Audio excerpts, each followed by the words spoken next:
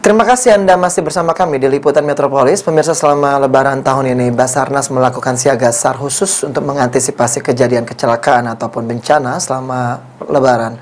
Setidaknya 70 personil disiagakan oleh Basarnas Palembang. Antusias masyarakat untuk melakukan mudik Lebaran tahun ini harus dilakukan antisipasi oleh pihak pemerintah. Oleh karenanya, selama mudik Lebaran, Basarnas Palembang khususnya melakukan siaga SAR khusus.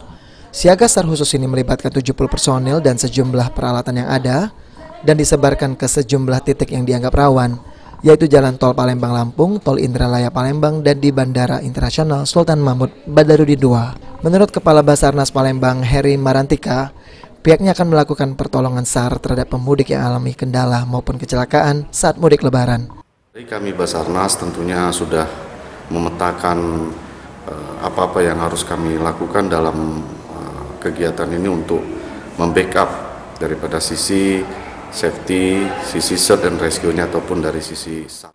Selain di lokasi rawan, Basarnas Palembang juga menyiagakan personil yang ada di sejumlah posko dengan dikendalikan langsung melalui kantor pusat Basarnas Palembang. Firman Hidayat, PAL TV.